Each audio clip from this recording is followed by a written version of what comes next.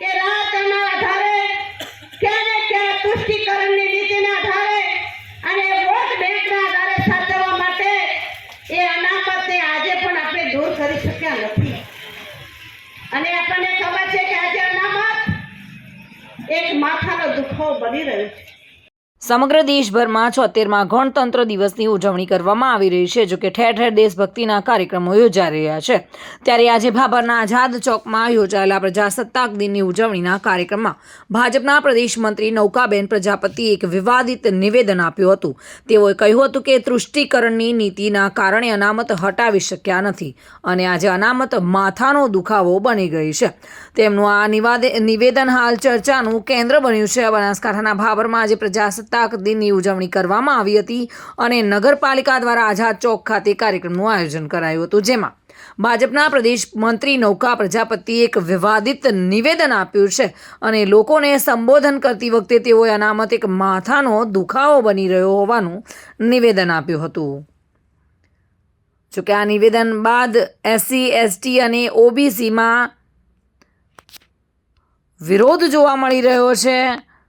નિવેદન બાદ આ કાર્યક્રમ દરમિયાન અનામત મુદ્દે બોલતા SC, ST અને OBCના સમાજમાં નારાજગી જોવા મળી રહી છે.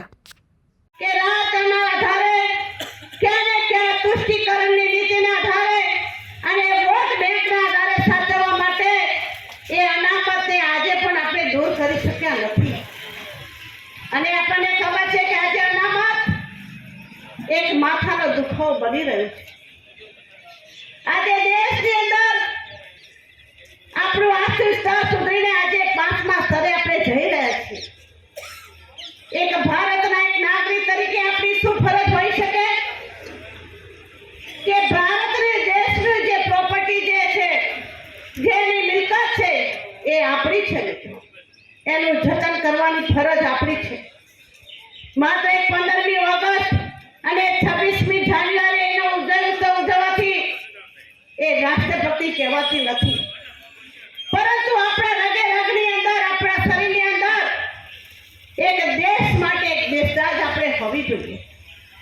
આજે ઇઝરાયલ જેવો એક મુઠ્ઠી જેવડો દેશ મુસ્લિમ દેશોને હંફાવી રહ્યો છે.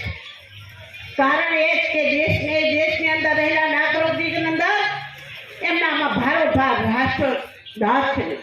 ભાભર શહેરની અંદર અત્યારે 26મી જાન્યુઆરીના દિવસે અત્યારે જે એક પ્રદેશના હોદ્દેદાર છે ભારતીય જનતા પાર્ટીના નૌકાબેન પ્રજાપતિ, એની એટલું ખોટું ખરાબ ભાષણ કર્યું છે કે બાબા આંબેડકરના જે બંધારણ કે 553 અમારા જાણે રજવાડા જ્યાં આપી દીધા, કુસ્તી આપી દીધા હતા, એના પછી આપણે બાબા આંબેડકર બાપાએ જે આપણે બંધારણ કર્યું અને અત્યારે જાહેર સભાની અંદર નૌકાબેન પ્રજાપતિ એવું બોલ્યા છે કે અત્યારે જે અનામત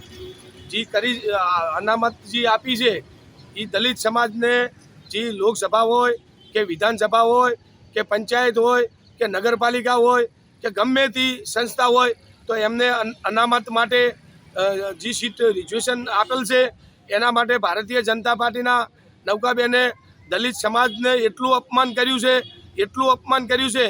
અગાઉ પણ જે ભારત સરકારના અમિત શાહે પણ આવું કર્યું હતું અને હવે વારંવાર આ પણ અપમાન કરે છે. એટલે દલિત સમાજનો ભારતીય જનતા પાર્ટી વિરોધ કરી અને આવું નિવેદન આપવામાં આવે છે. મારે ભારતીય જનતા પાર્ટીના આગેવાનને કહેવું છે કે દલિત સમાજને વોટ બેંક નથી, પણ બંધારણનું તો આખું ભારતનું બંધારણ છે. એમે કોંગ્રેસ હોય કે ભાજપ હોય કે ગમે તે પક્ષ હોય, બંધારણમાં હેડવું પડે છે.